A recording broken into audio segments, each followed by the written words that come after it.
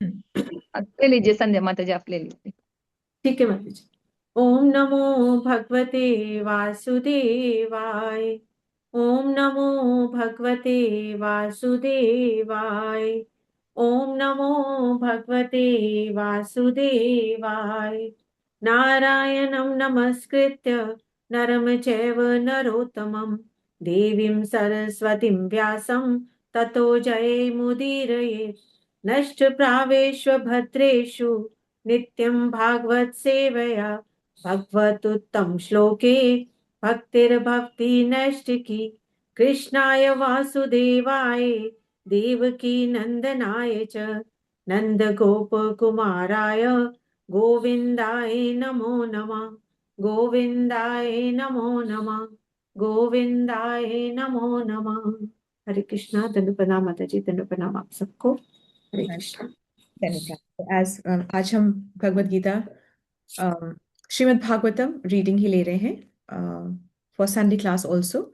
सो आज हम canto 2 chapter 1 और श्लोका 22 से शुरू करते हैं, परंतु हमने 20 श्लोका जो है उसमें हमने देखा था कि यदि से समाधि के बाद भी अगर रजोगुण और तमोगुण हमारी चेतना को मोहित करते हैं तो फिर क्या करना चाहिए।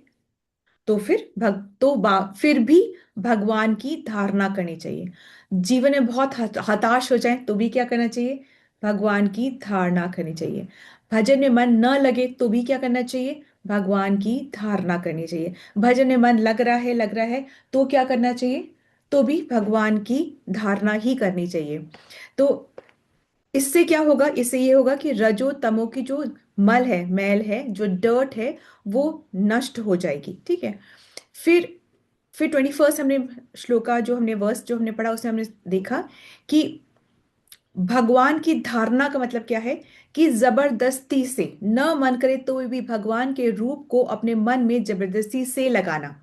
मतलब हो सकता है हमेशा हम बहुत ज्यादा उत्साहित नहीं हो सकते हैं शायद से भक्ति के लिए, फिर भी हमें पता होना चाहिए कि ये ही उत्तम श्रेष्ठ शॉर्टेस्ट पॉसिबल रास्ता है हमारी गति का, और ये मनुष्य जीवन का यही पर्पस है, क्योंकि ये मनुष्य जीवन की भी हमने बहुत बड़ी कीमत चुकाई है। 84 लाख योनियों की कीमत चुका के हम यहाँ पहुंचे हैं। हम भूल चुके हैं इसलिए हमें लग रहा है कि क्या कोई बात ही नहीं है, परंतु जब हम थे तो हम बहुत वेदना में थे।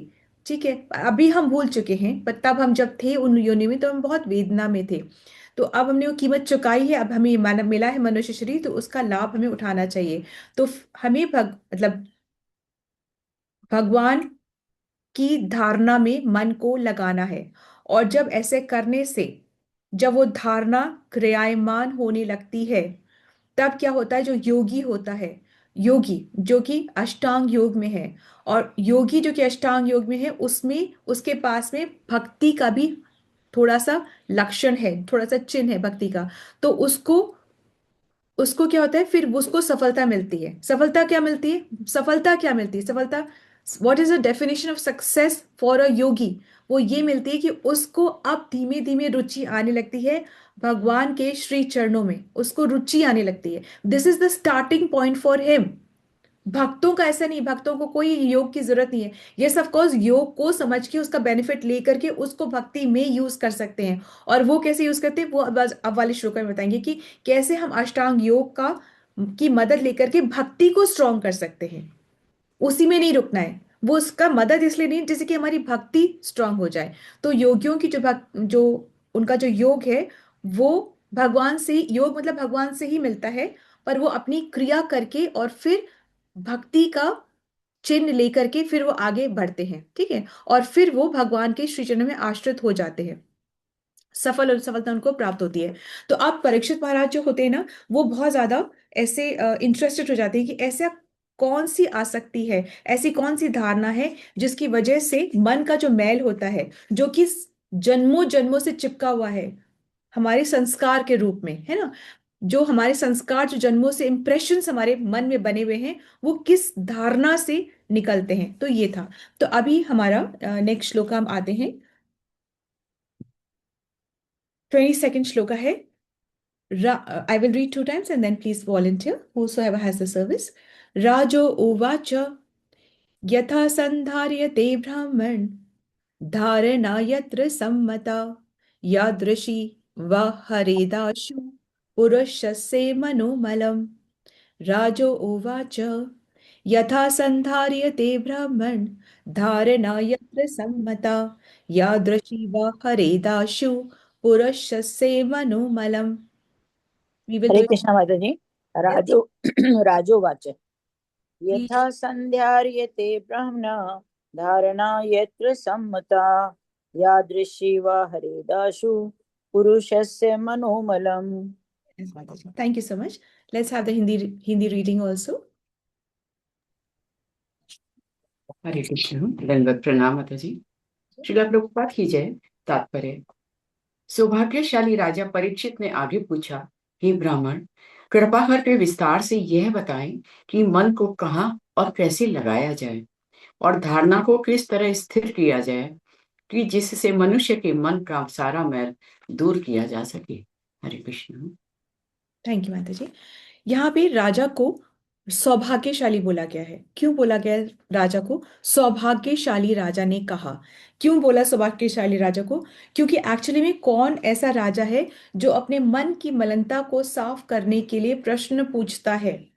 कौन सा ऐसा राजा है? इसलिए, और सौभाग्यशाली इसलिए भी है क्योंकि उन्होंने सबके हित के लिए ऐसा प्रश्न किया है। पहले भी उन्होंने प्रश्न किए थे। पहले उन्होंने क्या प्रश्न किए थे कि मरने पर क्या करना है, और उसके पहले भी क्या करने योग्य कार्य है, क्या जपने योग्य जप है, ये उन्होंने पूछा था। तो ये उन्होंने अपने लिए नहीं पूछा था, ये उन्होंने सबके हित के लिए, जग कल्याण के लिए। जब हमारा पर्पस होता है जग कल्याण, तब फिर वो सौभाग्यशाली होता है। विरले ही ऐसे कोई होते हैं जो कि ऐसे प्रश्न कर पाते हैं जो कि सबकी कल्याणकारी होते हैं, सबके लिए कल्याणकारी होते हैं। ठीक है, तो इसलिए उनको सौभाग्यशाली कहा जा रहा है। फिर कहा जा रहा है कि यथा संधार्यते ब्राह्मण, कि किस प्रकार की धारणा से, धारण यत्र सम्मता, किस प्रकार की धारणा से, मतलब आप इसको संक्षेप में बताइए। सब मतलब आप संक्षेप में बताइए।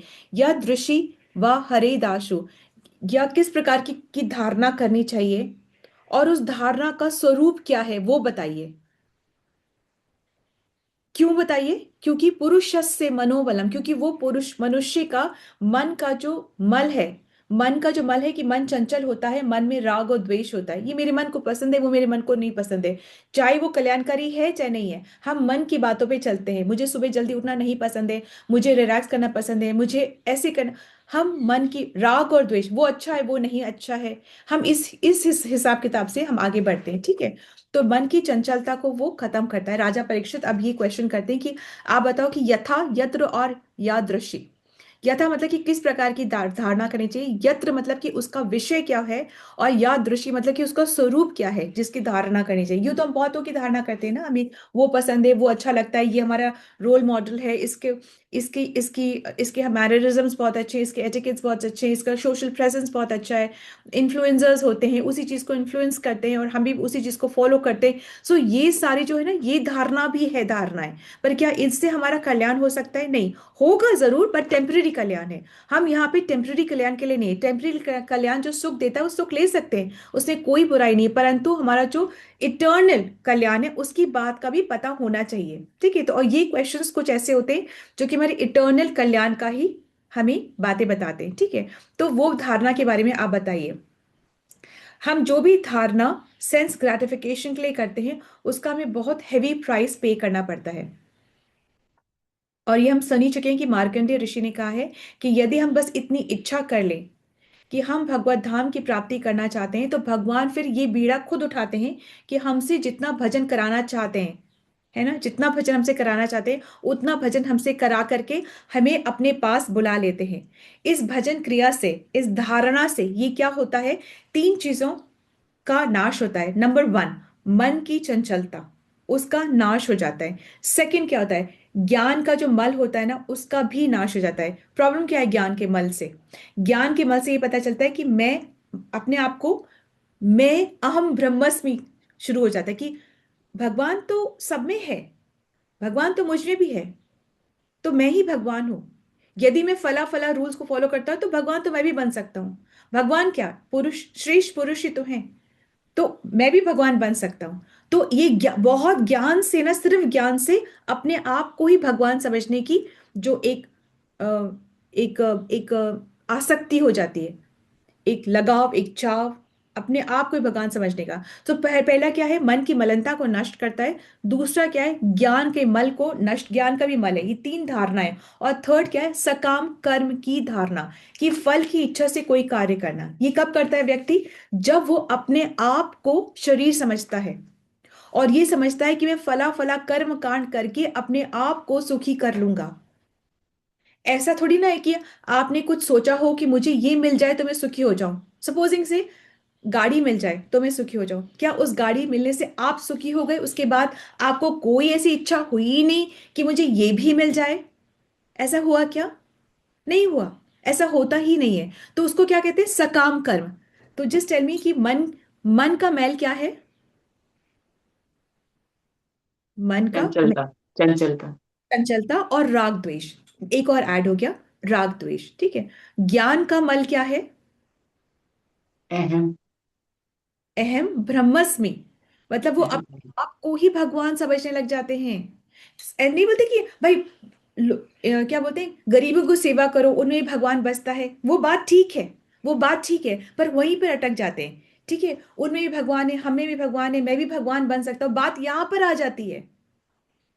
और फिर भगवान को भगवान न मान करके अपने को ही भगवान मानने लग जाते हैं। वर्क इज वर्शिप, ये सब भ्रांतियां डेवलप हो जाती है। ये फिलॉसफी चीटिंग फिलॉसफी है। ये ठीक है, इससे भी ऊपर है। ठीक है, इससे भी ऊपर कोई चीज है। मानव सेवा बहुत अच्छी है, उससे भी बढ़कर माधव सेवा है। ठीक है, और जब माधव सेवा करते हैं तब दिमाग में आता है कि पर दुखा दुखी वैष्णव पर दुखा दुखी होता है, अन्यथा हम पर सुखा दुखी हो जाते हैं। ठीक है, तो सकाम कर्म, सकाम कर्म क्या होता है? What is the definition of सकाम कर्म? यानी कि अपने आप को शरीर मानना और ये सोचना कि फला कर्म कांड करके मैं सुखी हो जाऊंगा। ठीक है। Okay, yes, Sandhya Mataji, you can move to the meeting class. Absolutely. Thank you, Mataji, for asking. Thank you. Sundays we have a meeting. So actually we have to be in the meeting, but today I thought we will take the session because we were not prepared with the alternate session. Thank you.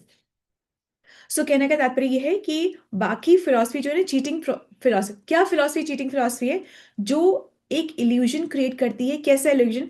कि मेरे जीवन का लक्ष्य है मोक्ष प्राप्त करना। ये क्या है? ये चीटिंग प्रोपेंसिटी, ये चीटिंग फिलॉसफी है। क्योंकि मोक्ष, शास्त्र क्या कहता है? धर्म, अर्थ, काम और मोक्ष। मतलब कि ये पुरुषार्थ है, परंतु पंचम पुरुषार्थ क्या है? भगवान से प्रेम। ये प्रेम पंचम पुरुषार्थ है। और ये कहाँ मिलता है हमको? जस्ट, ये कहाँ मिलता है हमको? ये श्रीमद् भागवतम में मिलता है। बहुत ध्यान से सुनिए इस चीज को, बार बार रिपीट होगी लाइफ में। शास्त्र हमें बताता है पुरुषार्थ, पुरुषार्थ मतलब धर्म, अर्थ, काम और मोक्ष। और पंचम पुरुषार्थ जो है वो है श्रीमद् भागवतम में, जो कि हमें सिखाती है कि भगवान से प्रेम कैसे करना है। वो तभी हो सकता है जब हम उनकी लीला रूप गुण को सुनते हैं। जब बच्चे को अपने सामने ऐसी छोटी छोटी हरकतें करते हुए देखते हैं तभी उससे प्रेम होता है, वरना क्या होता है? जब उसके लिए कार्य करते हो तब उससे प्रेम होता है, ऐसे प्रेम नहीं होता है। तो शास्त्र बताता है कि धर्म से आप अर्थ कमाओ। अर्थ मतलब पैसे कमाओ। जब आपके पास पैसा आ जाए तो अपनी कामनाओं की पूर्ति करो और उसके बाद मोक्ष की जिज्ञासा करो। तो मोक्ष 100% जो कर्मी लोग हैं वो क्या समझते हैं कि भगवान से लीन हो जाना, जबकि ये चीटिंग फिलॉसफी है। भगवान से लीन होते ही नहीं है। आत्मा का अपनी आइडेंटिटी हमेशा हमेशा हमेशा होती है, हमेशा होती है। चाहे आप जिस भी लेवल पे हो, नरक पे हो, इधर पृथ्वी लोक पे हो और हायर लेवल्स पे हो, वैकुंठा में हो, गोलोक में हो, अपनी आइडेंटिटी उसकी किसकी, किसकी? आत्मा की अपनी आइडेंटिटी होती है। चाहे वो क्यों ना part and parcel of Krishna है, पर फिर भी वो अपनी आइडेंटिटी के साथ ही वहां रहता है। जैसे कि छोटी उंगली इस हाथ के साथ अपनी आइडेंटिटी के साथ है, ये इसमें घुल मिल के मर्ज नहीं हो गई है। समझ गए? इसकी अपनी आइडेंटिटी है, ये छोटी उंगली ही कहलाएगी और इसका पोर्शन इसके साथ रहने में ही है। यहाँ तक की बात को आपको बिल्कुल क्लियर करना है आपकी अपनी प्रीचिंग के लिए भी। जब आप भी प्रीच करते किसी को तो ये कुछ कुछ फैक्ट्स हमेशा आएंगे और आप हमेशा इस चीज को जरूर बताएंगे, ठीक है। और जैसे एक तो ये चीटिंग फिलॉसफी होगी, दूसरा क्या हो गया, वर्क इज वर्शिप। वो कोई भी आपके काम आने वाला नहीं है जिसके लिए आप काम कर रहे हैं। इसलिए हमें थोड़ा सा सेल्फिश होकर के अपनी आत्मा के लिए भी कार्य करना है, ठीक है। अ, और एक ये सोचना, एक ये भ्रांति चीटिंग है कि भोग प्राप्त करके मैं सुखी हो जाऊंगा। वो भोग जैसे ही प्राप्त होता है ना, हमारा जो सुख है वो दूसरी इच्छा पे केंद्रित हो जाता है। ऐसा नहीं है कि भोग प्राप्त करके मैं हमेशा के लिए सुखी हो जाऊंगा, ऐसा नहीं है। और तीसरा क्या है कि मैं भगवान बन सकता हूं और उसके बाद मैं बिल्कुल ही सुखी हो जाऊंगा। तो कोई भगवान बन ही नहीं सकता है। There is nobody like God also, तो फॉरगेट अबाउट बिकमिंग गॉड, ठीक है। तो ये सारी चीटिंग फिलॉसफीज है। तो ये सारी चीटिंग फिलॉसफी भी नष्ट हो जाती है किससे, जब हम भगवान के रूप पर की धारणा करते हैं। यहाँ पर अभी भी भगवान का नाम नहीं बताया गया है, बस बोला है भगवान के रूप की धारणा करते हैं। और रजोगुणी और तमोगुणी जो होते हैं, जिनमें ये रजोगुण और तमोगुण ज्यादा होता है, वो निर्विशेषवादी जो होते हैं, मायावादी जो होते हैं, वो ये समझ ही नहीं पाते कि भगवान का एक्चुअली में व्यक्त रूप भी है, भगवान का एक्चुअली पर्सनालिटी रूप भी है। वो ये समझ ही नहीं पाते हैं, ठीक है। तो जो ऐसा समझ नहीं पाते हैं, तो उनके लिए भगवान ने क्या कहा है कि मेरे विराट रूप को देखो। देखा ना विराट रूप, भगवत गीता में विराट रूप देखा ना, जिसमें सब कुछ है। तो अर्जुन को जब विराट रूप दिखाते हैं तो उसको बहुत भयावह लगता है। देखते सारे पहाड़, नदी, सभी कुछ उन्हीं के मुंह में जाते जा रहे हैं, सब कुछ जाते जा रहे हैं। मतलब उनके सारे जो गुरुजन है, पितामह है, सब कोई उनके मुंह में जाते जा रहे हैं और भगवान के मुंह से खून वून निकल रहा है। दांत बड़े बड़े हैं और इतने हजार सिर है और हजार हाथ हैं। ये सब सब कुछ, पृथ्वी सब कुछ उनके अंदर ही है। ये क्या विराट रूप है। क्या विराट रूप की भक्तों को पूजा करनी, भक्ति करनी चाहिए? क्वेश्चन है आप भैया से नो, दो कुछ ही नहीं बोल- नहीं नहीं नहीं नहीं। नहीं करनी चाहिए, बिल्कुल नहीं। क्योंकि क्यों नहीं करनी चाहिए, बिकॉज ये इमेजिनरी है, ये सत्य का नहीं है। भगवान सिर्फ जैसे होता है ना, अपना ऑपुलेंस दिखाने के लिए, अपना पूरा वो जैसे दिखाने के लिए ना, मतलब पूरा दिखाने के लिए क्या बोलते हैं, जैसे होता है ना कि वैभव दिखाने, वैभव वैभव दिखाने के लिए। बिल्कुल ठीक बोला माता जी, थैंक यू। वेब दिखाने के लिए जैसे क्या होता है कि जब किसी को हमें धाक जमानी होती है तो हम क्या बोलते हैं, meet me in my office. तो ऑफिस में क्यों बुलाते हैं, क्योंकि पता है हमारा एक अलग सा कैबिन है, 4 लोग बाहर रिसेप्शन में बैठे हुए हैं, 5 लोग और, मतलब 25 लोग और ऑफिस में काम कर रहे हैं। तो जब वो चल के आता है, कोई दरबान दरवाजा खोलता है, वो चल के आता है, तो एक लगता है कि हाँ किसी बड़े आदमी से मिलने जा रहा हूँ। और वहां पे जो बड़ा आदमी बैठा है वो अपने कैबिन में बैठा हुआ है, सूट बूट में बैठा है, एक फोन इधर, 2 फोन उधर, फाइलें इधर, और वो अपना इंडियो हमसे बात कर रहा है, तो एक धाक जमाता है, ठीक है। ये और जो जिससे प्रेम का वास्ता है वो घर में उससे मिलता है। और घर में वही इंसान जो कि वहां धाक जमा रहा था, वही इंसान अपने बच्चे के प्रेम में घोड़ा भी बन जाता है, ठीक है ना। वो घोड़ा भी बन जाता है, जो बोले वो करता है, बच्चे के साथ तुतला के भी बोलता है, ठीक है। ये प्रेम की भाषा है। तो घर में प्रेम की भाषा, जब धाक जमाना है तो ऑफिस में ऐसा वैभव दिखाते हैं। तो ये जो वैभव वाला जो रूप है, विराट रूप है ना, ये इस रूप की भक्ति भक्तों को नहीं करनी है, ये सिर्फ उनको इन्फ्लुएंस करने के लिए जो कि भी बात को समझ ही नहीं रहे हैं। और जब ये रूप देखेंगे तो धीमे धीमे फिर इधर आ जाएंगे, धीमे धीमे इधर आ जाए, ये उनको कैप्टिवेट करने के लिए ये है। तो जो कुछ नहीं देख पा रहा वो ये देख करके आगे बढ़े। और योगी जन के लिए कहा गया है, वेदों में ऐसा कहा गया है कि तुम जब मटेरियल चीज को देखो तभी भी भगवान को ही, उससे भगवान को ही कनेक्ट करो, ठीक है। एनीवे, अब हम आगे बढ़ते हैं 23rd श्लोका के अंदर में। तो कहने का तात्पर्य है कि परीक्षित महाराज ने जब सुना कि भगवान की धारणा करने से योगी जन के जो मन है उसकी मलिनता जो है वो खत्म हो जाती है, तो उन्होंने क्वेश्चन पूछा कि किस रूप की धारणा, कैसे, वो उसका स्वरूप क्या है, हमें भी अच्छे से बताइए, ठीक है। तो ये बार बार एक्चुअली में प्रश्न पूछा जा रहा है, बार बार हम प्रश्न को इसलिए रिपीट कर रहे हैं क्योंकि एक्चुअली में एग्जामिनेशन हॉल में भी, याद है जब पेरेंट्स बोलते थे रीड द क्वेश्चंस केयरफुली, हमारी टीचर हमको बोलती थी ना जब बोर्ड एग्जाम बैठे, read the questions carefully and then answer. कि अगर तुम्हें प्रश्न समझ में आएगा तो तुम उत्तर सही से दे पाओगे, प्रश्न ही नहीं समझोगे तो तुम कंफ्यूज खुद ही हो जाओगे। इसलिए यहाँ पे प्रश्न को हम बार बार बहुत ज्यादा वेटेज देने के बाद रिपीट कर रहे हैं। अब हम नेक्स्ट उसमें आते हैं। श्री शुका उवाच जितासनो जिताश्वासो जित संगो जितेन्द्रियः स्थूले भगवतो रूपे मन संहारये धियो धियो, ठीक है, धियो है वो, धिया।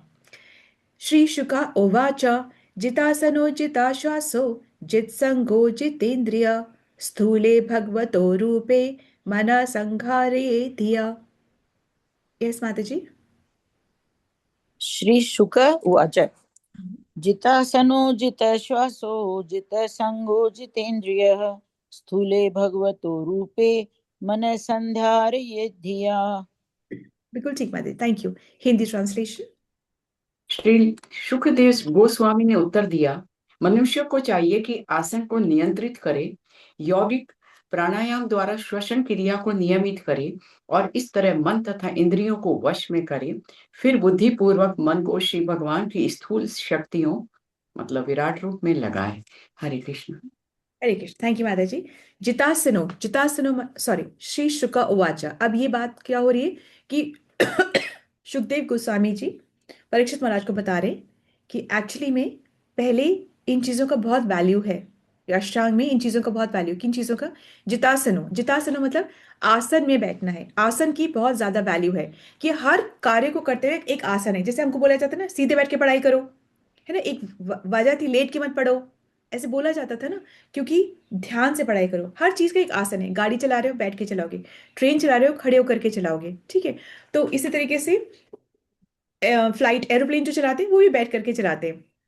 सो अब एरोप्लेन शीर्षासन करके नहीं चला सकते, ठीक है। हर चीज का एक तरीका होता है और एक आसन है, उसके लिए वो आसन बहुत ज्यादा जरूरी है। और जो आसन आसानी से हो जाए वही आसन में बैठ के उस कार्य को करना है, क्योंकि हर शरीर की कैपेसिटी अलग होती है। तो जरूरी नहीं कि हर एक कोई वज्रासन में बैठे, हर एक कोई वो सुखासन में बैठे, ऐसे जरूरी नहीं। पर जिस आसन में आपकी बॉडी कंफर्टेबल रहती है उस आसन में बैठ करके, सीधे बैठ करके और फिर आगे उस कार्य को करना है। इंपॉर्टेंट बात यह है कि जैसे बोल रहे हैं जितासना, जितासना मतलब कि 3 घंटे के लिए बैठना। जितासन मतलब 3 घंटे के लिए बैठना। तो एक्चुअली पॉस्चर, प्रोनाउंसिएशन और प्रेज, ये तीनों का समाग मतलब they compliment each other, number 1। And number 2 है ना, जैसे देखिए इंपॉर्टेंट बातें ना बैठ के होती है, बोलते हैं ना, आओ चलो बैठ के बात करते हैं, चलो आओ बैठ के ऐसे नहीं बोलते इंटरव्यू में, बैठ के चलो बैठ के बात करते हैं, या let's sit over a cup of, जो भी बोलते हैं। हाँ, हरे कृष्णा, हरे कृष्णा। तो जैसे बैठ करके बोलते हैं, ठीक है। आई थिंक वो हिंदी ट्रांसलेशन नहीं हुआ। Let's have the Hindi translation, then I will continue quickly. माता जी हो गया तो नहीं होना। Translation, sorry. तो अच्छा, जितासना, मुझे लगा कि शायद somebody is prompting की हिंदी ट्रांसलेशन नहीं हुआ, ठीक है, थैंक यू सो मच। तो जितासना आसन हम समझ गए। उसके बाद में सेकंड क्या आता है? सेकंड है जित श्वासो। हमारी श्वास को भी हमें कंट्रोल करना है, ऐसे नहीं कि जल्दी जल्दी सांस ले। तो ऐसे करने से क्या होगा कि हरे कृष्ण, ऐसे नहीं, ऐसे करने से हमारी सांसें बहुत जल्दी जल्दी हो जाएंगी और हम दूसरे को भी डिस्ट्रैक्ट करते हैं। तो ऐसे जपा नहीं करना है। और ना ही जैसे जपा बीट होती है ना, इसको भी बहुत जोर से ऐसे ऐसे बजाना नहीं है, ऐसे ऐसे ना बजाना नहीं है। आप समझ रहे बात को? तो ना तो ऐसे ऐसे करके करना है, ना ही बीट्स को, थैली को ऐसे बजाना है। जगना हमें है, ये बीट बैग को नहीं जगाना है, ठीक है। तो सांस को ना पहले अंदर ले लेना है और फिर उसमें देखना है कि हम एक देखने की कोशिश करेंगे कि एक सांस में आप कितने बार जपा कर सकते हैं। राधानाथ स्वामी महाराज जो है ना, वो एक सांस में और फिर उसके बाद 11 बार जपा कर सकते हैं।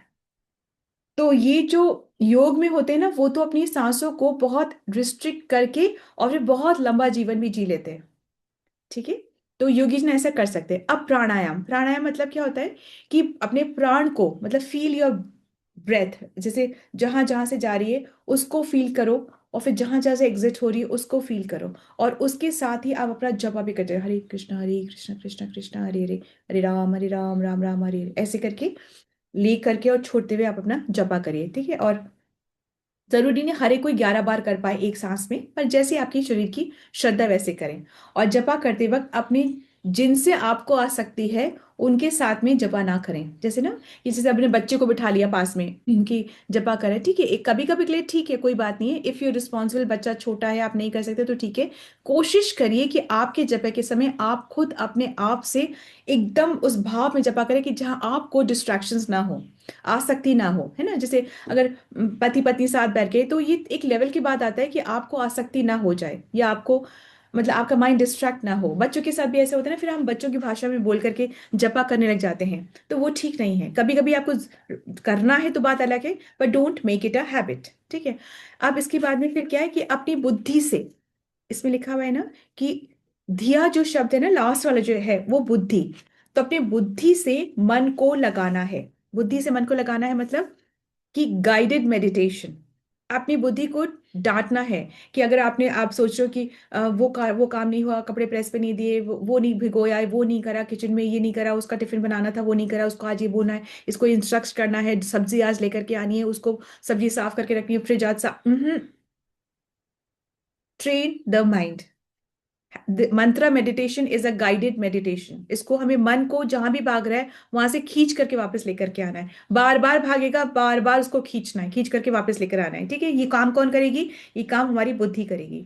और फिर ऐसे कह करके कह रहे हैं कि स्थूल स्थूल स्थूल में ध्यान लगाना है। इसका मतलब कि यह है कि योगी जन, ये जो भक्तों की बात नहीं हो रही है, ये भक्तों की बात नहीं हो रही है, जो योगी जन है उनको वेद कहते हैं, उनके लिए वेदों का इंस्ट्रक्शंस है कि जो भगवान के दिव्य स्वरूप की धारणा नहीं कर सकते हैं, वो जगत की वस्तुओं को देखकर, पहाड़ है, नदी है, जो भी कुछ अच्छा मौसम है, उसको देखकर ही भगवान को याद करने की कोशिश करें। अन्यथा क्या होगा? वेद कह रहे हैं कि आप जिस जो भी भौतिक चीज को देख रहे हो, अच्छा मौसम देख रहे हो, भगवान को याद करो। अदरवाइज दूसरे लोग क्या करेंगे? अच्छा मौसम है, they will feel romantic about it, let's go for a drive होगा, आज तो ये खाने चलते हैं, आज तो मौसम बहुत अच्छा है, वो करने चलते हैं, ठीक है। तो वेद कह रही है कि आप जब भौतिक चीजों को देखते हो तो उसको आप भगवान से कनेक्ट करो, चाहे पहाड़ हो, चाहे पेड़ हो, नदी हो, जो भी कुछ हो, उससे कनेक्ट करो। वरना तो ये वेदों की इंस्ट्रक्शंस है। वरना आप देखते नहीं हो, गंगा में भी लोग मजे के लिए नहाते हैं, दे स्विमिंग इन गंगा, बुद्धि ही नहीं है ना इसलिए। तो उन लोगों के लिए वेद कह रहे हैं कि आप जिस भी भौतिक चीज को देखते हो, जो भी टैलेंट देखते हो, जो भी सुंदरता देखते हो, जो भी चीज देखते हो, उससे आप भगवान को कनेक्ट करो कि दिस इज फ्रॉम कृष्णा, ये कृष्ण की विभूति है, वो आप उससे कनेक्ट करो। उससे क्या होगा? धीमे धीमे आप उस लेवल पे पहुंच जाओगे जहां आप को इन शुद्ध भक्ति में रस आने लगेगा। क्योंकि रास्ता तो सतोगुण के द्वारा शुद्ध भक्ति से ही भगवत प्राप्ति है। किसके द्वारा? आप बोलेंगे इसको, किसके द्वारा? सतोगुण के द्वारा। सतोगुण द्वारा। सतोगुण के द्वारा। फिर शुद्ध भक्ति, शुद्ध भक्ति।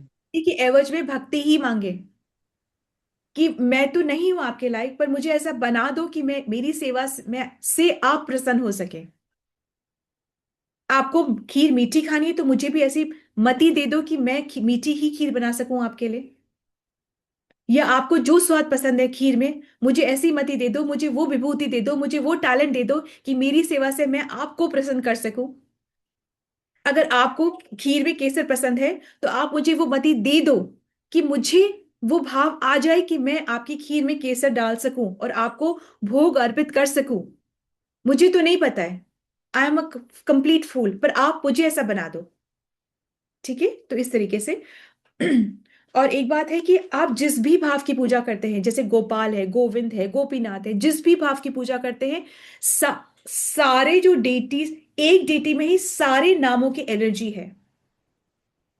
ऐसा है जैसे आप नरसिंह भगवान को देख रहे हैं तो ये मत सोचिए कि उसमें गोपाल, कृष्ण, गोविंद, मुरारी, इन सब की एनर्जी नहीं है, सारी की एनर्जी एक में है, एक डेटी में सबकी एनर्जी है और कंप्लीट एनर्जी है। Is that okay? ये बहुत सोचने वाली बात है। गोपीनाथ में भी सबकी एनर्जी है, गोविंद में भी सबकी एनर्जी है, एक ही में सबकी एनर्जी है। तो एक्चुअली में भक्ति डिसिप्लिन और कंट्रोल से ही होती है, ठीक है। Hare Krishna, thank you so much for your attentive hearing. Let's move on to key learning.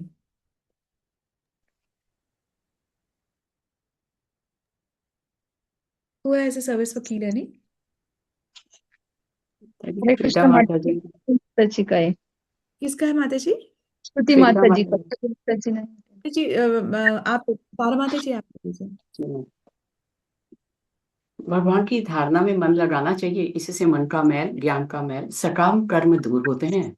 हमें सही आसन पर बैठकर मन व इंद्रियों को वश में करते हुए बुद्धि से मन को शुद्ध भक्ति में मन लगाना चाहिए। वेरी नाइस हरे माता जी, कृष्ण।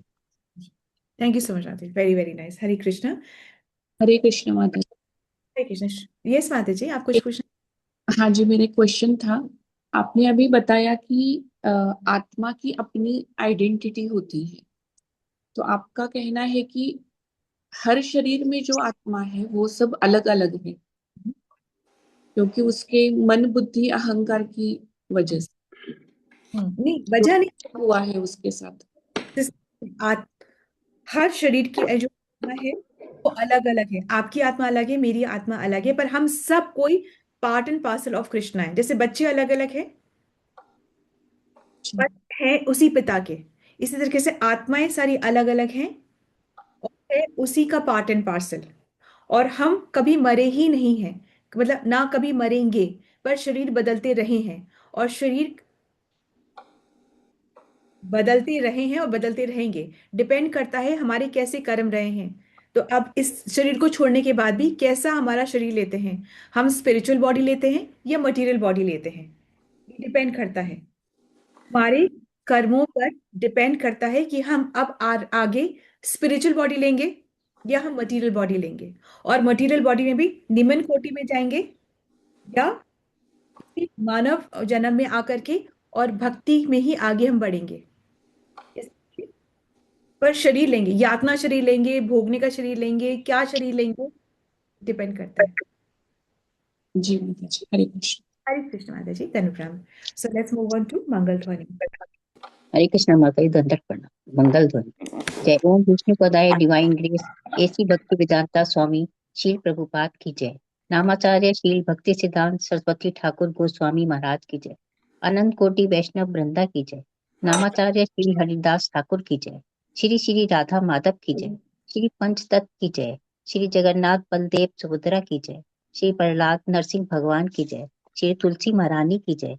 पतित पावन गौर निताई हरि हरि बोल। श्री गौर निताई प्रेमानंद हरि हरि बोल। एकत्रित भक्तों की जय हरि हरि बोल। श्री गुरु और गौरांगा की जय। श्री प्रभुपाद की जय। प्रेम से कहो श्री कृष्ण चैतन्य प्रभु नित्यानंदा। श्री अद्वैत गदाधर श्री वासादि गौर वृंदा की जय। राधा कृष्ण गोप गोपीनाथ राधा कुंड श्यामा कुंड गिरि गोवर्धन ब्रजभूमि वृंदाधाम की जय। चंद्रोदय मायापुर नवदीप धाम की जय। गंगामयी यमुनामयी की जय। राम सीता लक्ष्मण हनुमान की जय।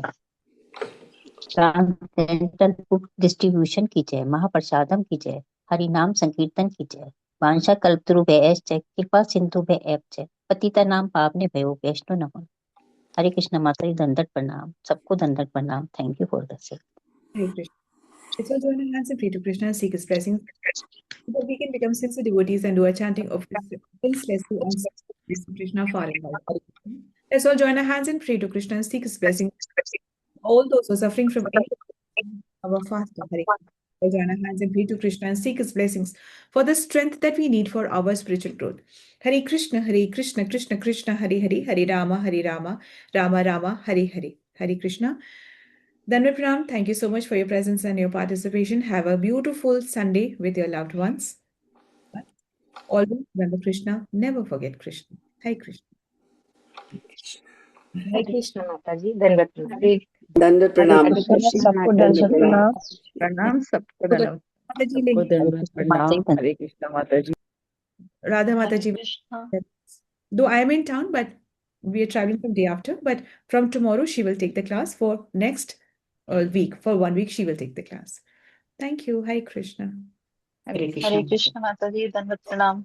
Hare हरे